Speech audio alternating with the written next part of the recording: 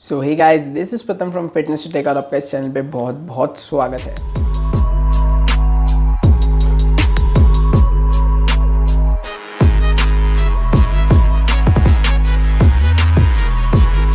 तो आज हम करेंगे वीवो के Iqoo 5 का अनबॉक्सिंग। यहाँ पे इंडिया में तो अवेलेबल नहीं हो पा रहा है, तो हम इसका अनबॉक्सिंग खुद से नहीं कर सकते और अब से मैं ट्राई करूँगा कि खुद से एकदम कैमरा में फ्रंट में दिखा के यहाँ पे अनबॉक्सिंग करूँ।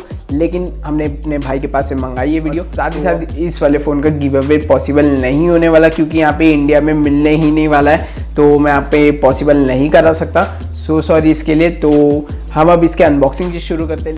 लेकिन वीडियो शुरू करने से पहले अगर आप इस चैनल पे नए हो तो चैनल को प्लीज़ सब्सक्राइब कर लो और बेल नोटिफिकेशन को बजा देना, सब्सक्राइब कर देना प्लीज़, क्योंकि हम 10,000 के बहुत ही करीब है। तो हमारा ये गोल है कि हम 10,000 सब्सक्राइबर्स जल्दी पूरे कर लें। लेकिन अभी हम वीडियो से शुरू करते हैं अनबॉक्सिंग से। तो ये हमारे पास Iqoo 5 का बॉक्स और हमने अभी लेड को हटा दिया और यहाँ पे हमें सिम इजेक्टर टूल मिल जाता है ऊपर एक केस में, और साथ ही साथ नीचे यहाँ पे फ़ोन मिल जाता है। फिर हम इसको भी हटा देते हैं। केस यहाँ पे अच्छी क्वालिटी का मिल जाता है। साथ ही साथ नेक्स्ट यहाँ पे टाइप सी वाला केबल मिल जाता है वाइट कलर में यहाँ पे, और यहाँ पे बड़ा सा एक 55 वॉट्स का चार्जिंग एडेप्टर मिल जाता है। फास्ट चार्जिंग मिलती है 55 वॉट्स की, तो ये भी बहुत ज़्यादा अप्रिशिएबल है यहाँ पे। तो ये भी अच्छा खासा शेप में आ जाता है। तो अब ये है हमारे पास स्मार्टफोन। तो यहाँ पे देखो इस स्मार्टफोन की कवर के ऊपर बहुत सारी चीज़ें मेंशन की गई है। इन डिस्प्ले फिंगरप्रिंट स्कैनर है, इसको भी मेंशन किया गया है। यहाँ पे स्लाइड आउट करके ओपन कर लेते हैं। तो यहाँ पे अगर मैं ओवरऑल बिल्ड क्वालिटी की बात करूँ तो यहाँ पे ये 197 ग्राम्स का ये फ़ोन है। बहुत लाइट और कॉम्पैक्ट लगा मुझे। यहाँ पे 197 ग्राम्स का ये फ़ोन मिल जाता है, तो बहुत ज़्यादा लाइट है। यहाँ पे फ्रंट और बैक दोनों ही साइड यहाँ पे गोरिल्ला ग्लास 5 की प्रोटेक्शन मिल जाती है, तो यहाँ पे भी ये बहुत टॉप नॉच फ्लैगशिप वाली बात है। तो यहाँ पे मुझे ये सारी चीज़ें बहुत पसंद आई इसकी। तो यहाँ पे पूरा एल्यूमिनियम वाला फ्रेम मिल जाता है। यहाँ पे सिम इजेक्टर, यहाँ पे सिम का ट्रे मिल जाता है, और यहाँ पे टाइप सी पोर्ट है, और साथ ही साथ नीचे यहाँ पे स्पीकर ग्रिल है। तो यहाँ पे पूरा यहाँ पे मेटल बॉडी, बटन्स भी मेटल के मिल जाते हैं। नेक्स्ट अगर हम यहाँ पे डिस्प्ले की तरफ जाते हैं, यहाँ पे 6.58 इंचेस का एक बड़ा एमोलेड डिस्प्ले मिल जाता है। यहाँ पे फ्लैट डिस्प्ले, यहाँ पे कर्व डिस्प्ले नहीं मिलती। जो यहाँ पे नॉन प्रो वेरिएंट है, यहाँ पे कर्व डिस्प्ले आपको नहीं मिलेगी। आपको यहाँ पे प्रो वेरिएंट में ही बस कर्व डिस्प्ले मिलने वाला है, क्योंकि यहाँ पे कॉस्ट कटिंग में थोड़ा सा कर दिया है, और प्रो और नॉन प्रो को अलग करने के लिए थोड़ा सा यहाँ पे वेरिएशन करने के लिए किया है ये। और साथ ही साथ यहाँ पे जो डिस्प्ले 120 हर्ट्ज का रिफ्रेश रेट सपोर्ट करती है। दोनों के डिस्प्ले प्रो मॉडल और नॉन प्रो मॉडल दोनों की डिस्प्ले एकदम सेम है, लेकिन यहाँ पे जो फ़र्क है वो यही है कि यहाँ पे ये नहीं कर सकता है। यहाँ पे इसकी कर्व स्क्रीन नहीं दी है, तो थोड़ा यहाँ पे लुक्स के मामले में थोड़ा इसका नीचे करना चाहूँगा। बट डिस्प्ले बहुत ही अच्छी क्वालिटी की डली मिल जाती है यहाँ पे। जैसे तक मेरे को देख के जितना लगा बहुत अच्छी क्वालिटी की डिस्प्ले, तो आप लोग भी देख सकते हो यहाँ पे।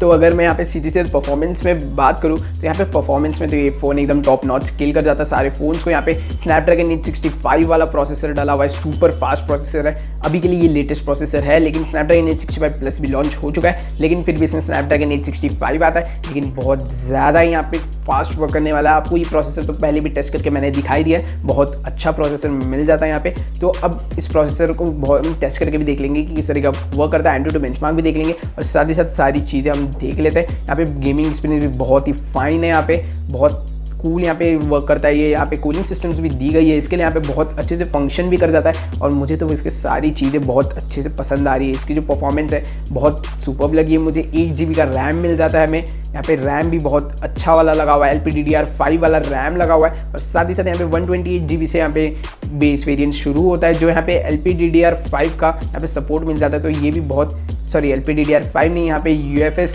3.1 वाला सपोर्ट मिल जाता है। तो यहाँ पे बहुत अच्छे से यहाँ पे फंक्शन कर जाता है। तो यहाँ पे आप PUBG का एक्सपीरियंस देख सकते हो। बहुत ही ज़्यादा स्मूथ एक्सपीरियंस देखने मिलता है यहाँ पे। 120 हर्ट्ज का रिफ्रेश रेट तो है ही, और साथ ही साथ यहाँ पे जो प्रोसेसर है वो एकदम हाईएस्ट ग्राफिक्स में यहाँ पे हैंडल कर लेता है मैक्सिमम फ्रेम रेट पे। तो मुझे बहुत ज़्यादा पसंद आया ये। यहाँ पे आप गेम प्ले इंजॉय करना, यहाँ पे ज़्यादा गेम प्ले तो नहीं दिखा पाएंगे, लेकिन थोड़ा सा आप देख सकते हो कैसा एक्सपीरियंस रहता है।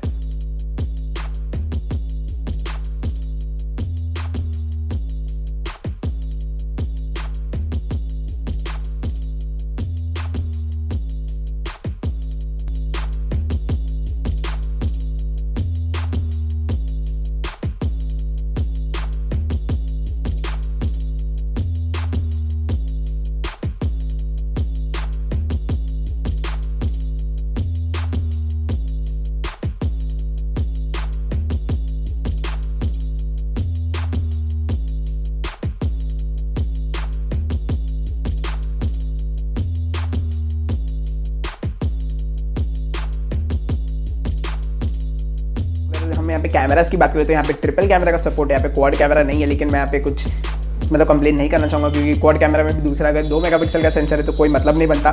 3 कैमरास भी एक्सेप्टेबल है क्योंकि यहाँ पे 50 मेगापिक्सल का मेन सेंसर लगा है जो है सैमसंग की तरफ से। ये नया वाला सेंसर मिल जाता है जो यहाँ पे Vivo X50 Pro Plus में लगा हुआ था, वो वाला ही सेंसर यहाँ पे भी लेके आता है ये। तो मुझे ये बात भी बहुत ज़्यादा हाईलाइटिंग लगी। यहाँ पे पिक्चर क्वालिटी भी बहुत अच्छी बन जाती है इससे, और साथ ही साथ यहाँ पे फ्रंट की तरफ 32 मेगापिक्सल का यहाँ पे सेल्फी शूटर मिल जाता है, तो ये भी मुझे बहुत कूल लगा इसमें। मैं आगे आपको कुछ कैमरा सैंपल्स दिखाता हूँ जिससे आपको आइडिया आ जाएगा कि किस तरीके का ये फंक्शन करता है।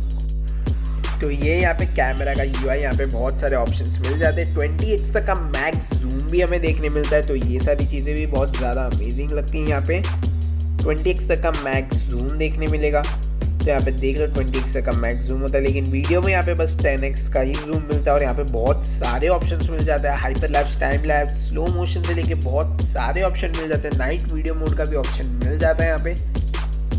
तो हम यहाँ पे कुछ कैमरा सैम्पल्स देख लेंगे फटाफट। तो यहाँ पे देखो ये कैमरा सैंपल में यहाँ पे सन के सामने खींचा गया था, लेकिन बहुत अच्छे से एक्सपोजर मेंटेन किया है इसने, हाईलाइट को भी अच्छे से मेंटेन किया है। यहाँ पे डायनामिक रेंज भी बहुत अच्छी लगी मुझे, शैडोज को बहुत अच्छे से मेंटेन किया है, और यहाँ पे डिटेल्स भी बहुत अच्छे से मेंटेन किया है। लेकिन जब जूम करते जाते हैं हम तो थोड़ा यहाँ पे डिटेल्स का लॉस होता है। और 20x जूम तो मैं कहना चाहूँगा एकदम यूजलेस है क्योंकि यहाँ पे बहुत ज़्यादा सॉफ्ट इमेज आती है, लेकिन यहाँ पे मैक्रो शॉट में बहुत ज़्यादा ही डिटेल पिक करता है यहाँ पे। तो मुझे बहुत पसंद आया इसका मैक्रो, क्योंकि यहाँ पे टेलीफोटो लेंस को मैक्रो के हिसाब से यूज़ कर रहा है, तो मुझे ये सारी चीज़ें इसकी पसंद है। यहाँ पे देखो डायनामिक रेंज बहुत अच्छे से यहाँ पे मेंटेन किया है, शैडो को देखो एकदम अच्छे से यहाँ पे शैडो को अच्छे से एक्सपोज किया है इसने, तो ये सारी चीज़ें अच्छी लग रही है इसमें। फ्लावर का मैक्रो देख सकते हो, डिटेल्स अच्छी पिक की है, तो यहाँ पे ये सारी चीज़ें भी अच्छी है इसकी। देख रहे हैं पे ब्राइट लाइट में बहुत अच्छे से एक्सपोजर, स्काई को बहुत अच्छे से मेंटेन किया है इसने। तो यार आज की वीडियो के लिए सिर्फ इतना ही था। थैंक्स फॉर वॉचिंग, और भाई के चैनल को भी फॉलो कर लेना, सब्सक्राइब कर लेना, क्योंकि वो भी मुझे बोल रहा था कि इंडिया की भी मीडिया है, उनको भी बोला थोड़ा उनको सब्सक्राइबर मिले, तो उनको भी आप जाके सब्सक्राइब कर सकते हो। तो मैं चैनल का लिंक नीचे डाल दूंगा, आप उनको जाके सब्सक्राइब कर लेना। तो आज के लिए सिर्फ इतना ही था। Thanks for watching, bye bye.